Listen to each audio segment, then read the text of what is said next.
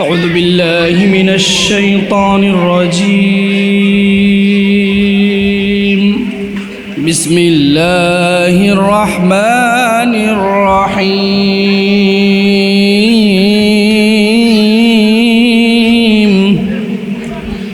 اقرأ باسم ربك الذي خلق الإنسان من علق اقرأ وربك الأكرم وقال رسول الله صلى الله عليه وسلم خيركم من تعلم القرآن وعلمه أو كما قال عليه الصلاة والسلام।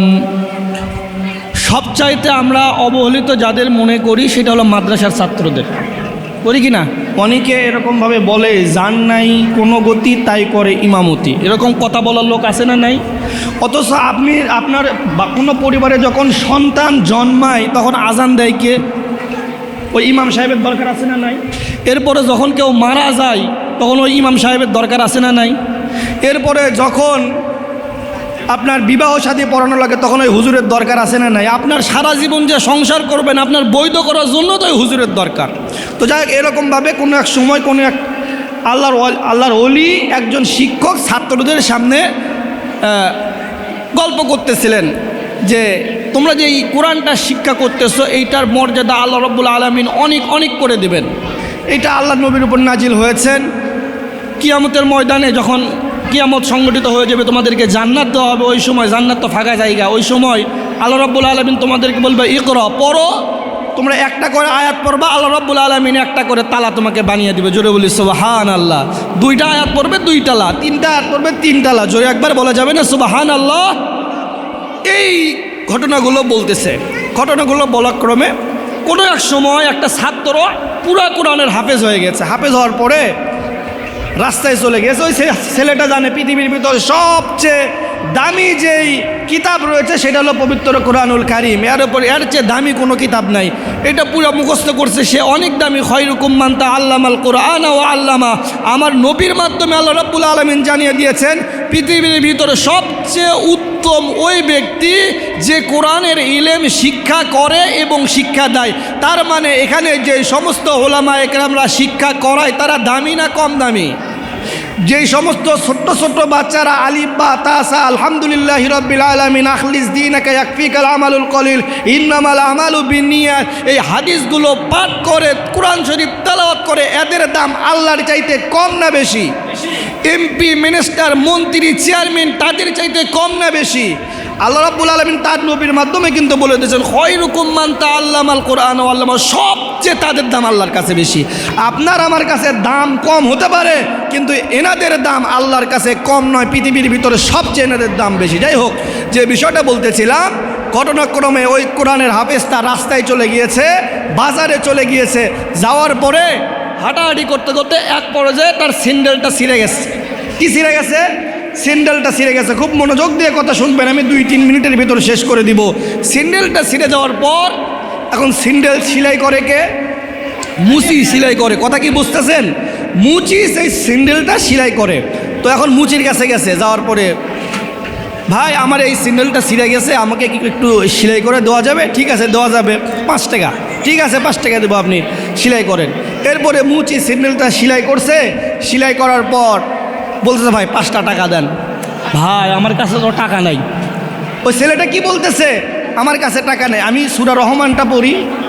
তো বলতেছে না সূরা রহমান হবে না, আমি সূরা ইয়াসিন পড়ি। যে সূরা ইয়াসিন পড়লে 10 খতম কোরআন শরীফের সব। জোরে বলি সুবহানাল্লাহ।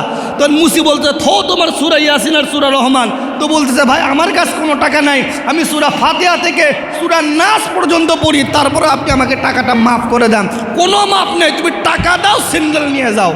এক পর্যায়ে এক পর্যায়ে ওই ছাত্রটা এতটা কষ্ট পেয়েছে, ওই সিন্ডেল রেখে মাদ্রাসায় চলে গিয়েছে। যাওয়ার পর বলতেছে, ভাই আমি টাকা দিয়ে সিন্ডেল নিয়ে যাব। হুজুরের কাছে চলে গেছে দৌড়, হুজুর আপনি তো বললেন পৃথিবীর ভিতরে সবচেয়ে দামি ওই পবিত্র কোরআনুল কারীম, আজকে 5 টাকার একটা সিন্ডেল ছিঁড়ে গেল, ওই মুসি আমাকে 5 টাকার ছাড় দিল না, আপনার এই দামি কোরআন শরীফ নিয়ে আমি কি করব? জোরে বলি নাউজুবিল্লাহ। তো হুজুরের কাছে একটা দামি একটা পাথর ছিল। কি ছিল? দামি একটা পাথর ছিল। ওই পাথরটা ওই ছাত্রকে দিয়েছে। যাওয়ার পর বলছে, এই পাথরটা নিয়ে ওই মুসির কাছে চলে যাও। মুসির কাছে যাওয়ার পর বলবো, ভাই এই পাথরটা আপনাকে দিয়ে দিলাম, আপনি আমাকে সিন্ডেলটা দিয়ে দেন। ওই ছেলেটা দৌড় পাথর নিয়ে মুচির কাছে গেছে। যাওয়ার পর ওই মুচিকে সিন্ডেলটা ওই বলতেছে, ভাই পাথরটা না, সিন্ডেলটা দিয়ে দেন। ওই মুচি পাথরটা নিয়ে জোরে একটা মানে অনেক দূরে নিক্ষেপ করছে আর বলছে, ফাজলামি করো আমার সাথে তুমি, আমি তোমার কাছে 5 টাকা পাই, তুমি সেই টাকা দিয়ে তুমি আমাকে পাথর দিচ্ছ, যাও তোমার স্যান্ডেল নাই। ওই ছেলেটা পাথর নিয়ে আবার হুজুরের কাছে দৌড়, হুজুর আপনি কি আমাকে বারবার অপমান করাচ্ছেন? হুজুর বলতেছে, না বাবা, এরপরে আছে আসল খেলা। এরপরে হুজুর এই পাথরটা নিয়ে বলতেছে, তুমি এই পাথরটা কোথাও বিক্রি করবা না, তুমি এই পাথরটা নিয়ে যাবা স্বর্ণের দোকানে।